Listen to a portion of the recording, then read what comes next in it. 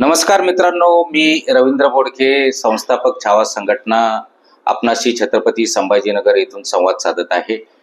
मागील 3 मुलाखतीमध्ये आम्ही आतापर्यंत केलेल्या कामाचा उहापोह केला। अजून काही छोटी मोठी कामं जी केली आम्ही संघटनेत असताना वेगवेगळ्या ठिकाणी जी कामं केली त्याचा एक उहापोह करण्याचा प्रयत्न करत आहे।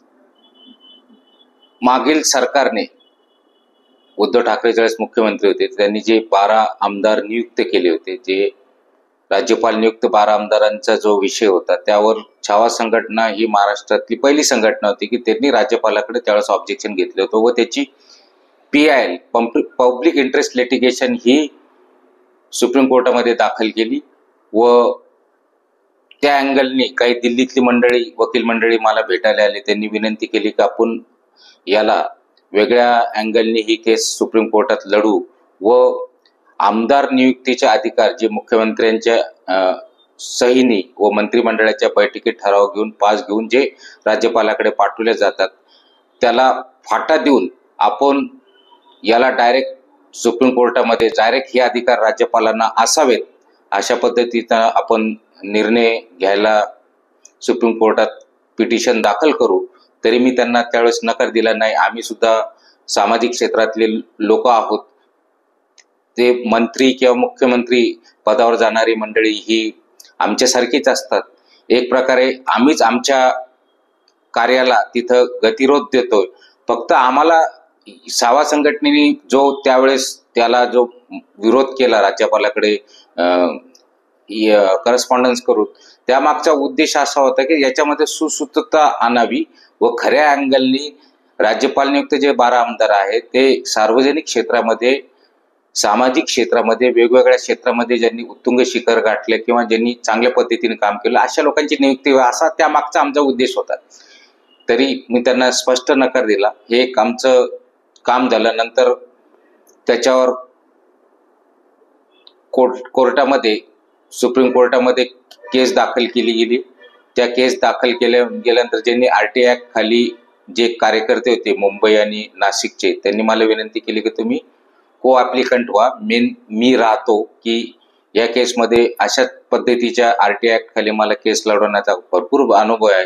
तरी आम्ही त्या 12 आमदार नियुक्तीला सुप्रीम कोर्टातनं स्टे आणला। जवळपास 2.5-3 वर्ष त्यावर स्टे होता। नंतर कालांतराने तो स्टे उठवला गेला। याचा थोडक्यात या कामाचा सुद्धा उहापोह केलेला आहे।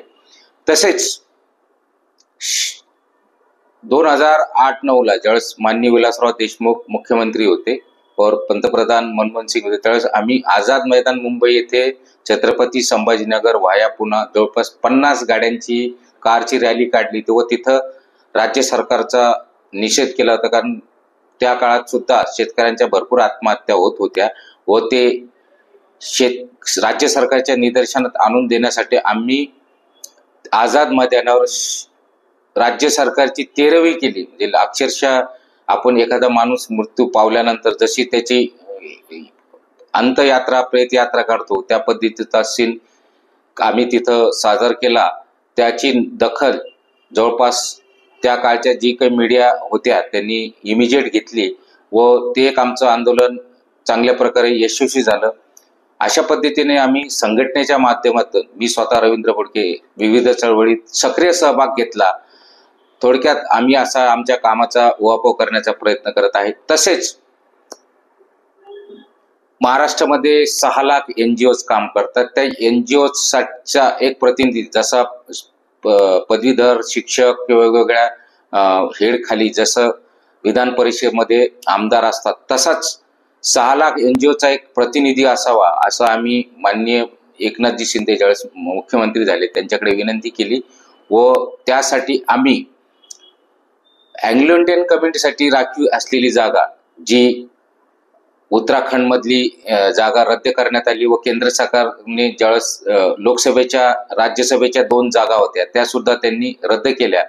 त्या समोर ठेवून आम्ही महाराष्ट्र शासनाने सुद्धा इथली जागा रद्द करावी यासाठी माननीय एकनाथजी शिंदे यांना शिष्टमंडळाद्वारे जाऊन भेटलो। त्यांनी आमची मागणी मान्य केली, ऍक्सेप्ट केली व कालांतराने आम्हाला त्याचं लेटर मिळालं की ही जागा आम्ही रद्द केलेली आहे। तरी त्यानंतर आम्ही माननीय ओमप्रकाश बिर्ला सभापती, लोकसभा सभापती यांना भेटलो की बुवा ही खारिज झालेली जागा हे केंद्र सरकारच्या अखेरीत येते की ही जागा कोणाला द्यावी व विधानसभा व विधान परिषदेचे सचिव श्री जितेंद्र भोळे यांना सुद्धा भेटून त्यांना अर्ज दिला की बुवा ही खारिज झालेली जागा तिथं एनजीओचा एखादा प्रतिनिधित्व द्यावा अशी आम्ही त्यांना विनंती केली. त्याच्यानंतर इथं आचारसंहिता लागली. तरी अशा पद्धतीने आम्ही आमचा संघटनेच्या माध्यमातून आपला रोल निभावलेला आहे. तरी हे सर्व निदर्शन आणून देण्यासाठी आम्ही हा 4था मुलाखतीचा भाग सादर केलेला आहे. जय हिंद, जय महाराष्ट्र.